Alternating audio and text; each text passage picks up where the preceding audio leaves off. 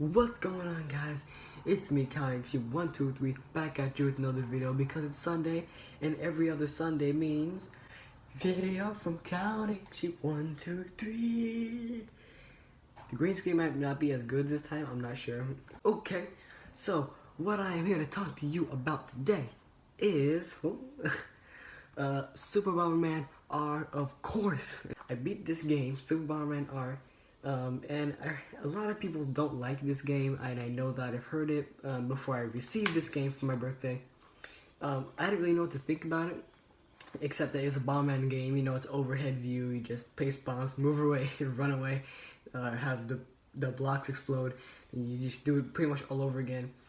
But at a $50 price for this game, it's not that bad. There's actually a lot of good content in here. Okay, so let me tell you why before you start hating me for liking this game. Let me tell you why that this game is actually pretty good. To start off, this game, you can play as all of the Bombermen. You can play as the white one, pretty much all these ones that you see right here, which is the pink, green, black, red, blue, yellow, and light blue. For me personally, I played as the green Bomberman for the whole, pretty much the whole game, for all like 50 levels, however many it is. There's no differentiating between their powers. They all can do the same thing. So it doesn't matter which one you choose when you're playing the game. The story is pretty much this guy, Bugley, takes all these different type of elemental Bombermen, corrupts them, uses them for his own power, for, you know, taking over the universe, you know, cliche type thing. And he uses those Bombermen to put one on each of the planets that you have to defeat twice. Which sounds weird, but once you complete a planet, which consists of like 7 levels or stages, you have to fight the boss, which is at the end of the planet, and you have to fight one of the Bomberman bosses twice. And how I mean that is, when you get to the end, you have to fight the elemental Bomberman that's corrupted. You have to fight them in their Bomberman form, like an actual person form.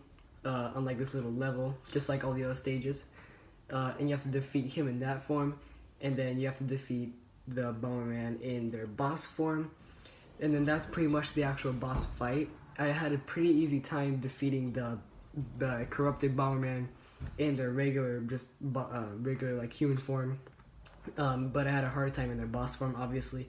So I don't know why they actually included it like that. Maybe I think it is cool. I do like how they put that in there, but I don't really see the point in it, because if you defeat them on the field, you couldn't really defeat them in their boss form.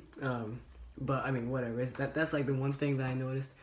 One thing in this game that is so annoying is the jumping frogs.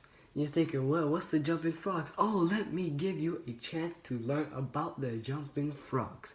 Okay, these jumping frogs. So if you know what a Bomberman level looks like, here's a picture of it right there. It pretty much just has grass on the bottom, or a type of flooring. Then it has walls, and these walls cannot be broken.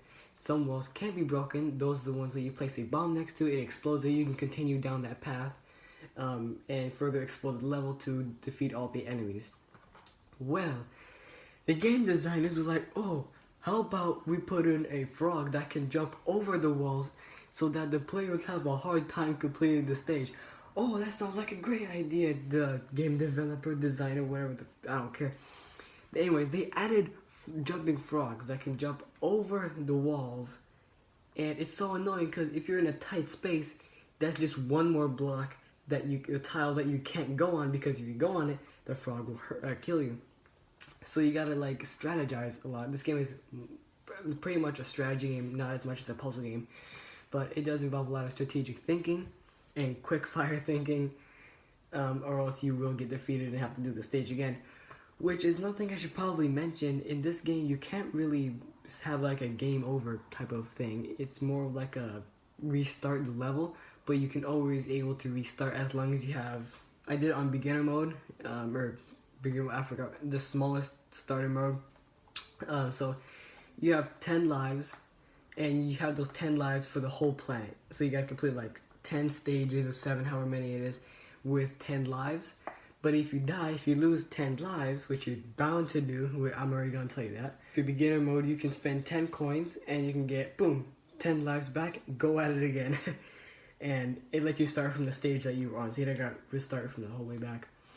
But yeah, and it's interesting because I played multiplayer, like local multiplayer with my brothers and sisters, and you just rack up like hundreds of coins in that mode, and you just go back to story mode, and suddenly I had thousands of coins, and it only cost 10 to restart. So I was like, okay, I didn't even get down past 4,000 by the end of the game. I was like, okay, shoot, I feel good. I can't even lose. Even at the boss battle, the final boss battle, you have thousands of coins at your disposal, which I'm sure it's a lot harder on the certain other modes. It definitely is, because I heard that it can cost like 100 or 1,000 coins, which that is so much that definitely will make a hard game. And I already thought this was hard enough by itself on beginner mode. It's insane. So as you saw from that picture, let me just put it right there again. Boop. Yeah. These are pretty much exactly how each level is laid out. This is exactly what it looks like, and it's pretty linear, which I do like. Linear level design is one thing that I always like in a game, and that it follows this exact game. There's nothing like that's not that, except for like the final boss battle, which they gotta vary a bit so they keep you interested.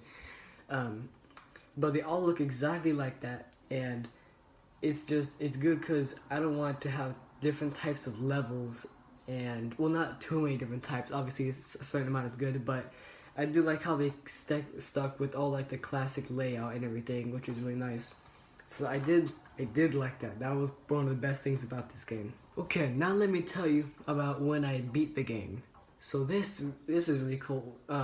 When I beat the game, it gives you another planet, pretty much. So there's like the first planet, second, third, fourth, and then there's like the black hole, which is what the final boss fight stages are called. And then on the other side of the black hole is still a tiny planet called Planet Bomber. And that's where all the Bomberman lives, and everything is happily ever after, with a cutscene that's really cool, and then some cool Japanese music over the credits rolling down. And it was really cool. I was like so happy when I finished it. But Planet Bomber is where, after 3 months later, the Bombermen get all obsessed with these pets called Bombs, which are balloons. They're just balloons, but I think it's funny that they call them Bombs just to vary up the game, They didn't really have to do that, but I guess they are balloons. You don't want to have a pet balloon. Well, I do, but that's not, that's off topic here. And the Bombs, which are balloons, they go like on a rampage, which sounds so stupid, but it works. It works so well because I had so much fun. I'm still trying to complete the levels. And the Bombs, which are balloons, they go like on a rampage, which sounds so stupid, but it works. So pretty much the levels that are on Planet Bomber are the levels where you have to defeat the Bombs because they've gone on a rampage, and you have not become good pets for the Bomberman anymore. So you have to go explode the Bombs with bombs. And those levels are actually pretty hard too. Like they're on par with the regular games content one. Regular games content. Wow, I'm so smart. With the regular games levels is what I mean. God, I don't like it when my hair is like that. It looks so. I don't like that. I do not like that whatsoever. Another thing is that when you complete the game, you actually unlock the shop. With the 4,000 coins that I had, I was able to buy, actually not that much, because stuff in the store is expensive. It's like $500, $1,000, $5,000. It's like, what? How you expect us to do that? With the 4,000 coins that I had, I was able to buy, actually not that much, because stuff in the store is expensive. It's like $500, $1,000, $5,000. It's like, what? How you expect us to do that? I think that's just a grab to get more, say that it has more content in it, which is, not that bad. A lot of games do that, but it was weird to see it in this game, saying on how linear it's been so far. I guess that's the same now, but yeah, for local multiplayer mode, which I've just touched on a little bit here, I actually just enjoy it a lot. It feels just like the classic ones. There's not as many settings for when you're doing like battle mode with each other, but it it's it's classic Bomberman. There's nothing really that they can change about it except for the level design, the types of bombs that you place down. But one thing I did like a lot, and it's really cool, was these things called revenge carts. And when you die, you spawn in this little cart that can go around the outskirts of the map that everybody is playing in. And you can throw bombs about 3 blocks ahead of you, or 3 tiles ahead of you, and if it hits somebody, it knocks them down for like a couple seconds, and then they get back up. They have a chance to get out of there right before it explodes, and it's the funniest thing to watch. Or you can corner them if they're in a corner. If they're in a corner, you could just chop them in by throwing one. It's not always very helpful unless the players themselves are also kind of in the edges and the corners.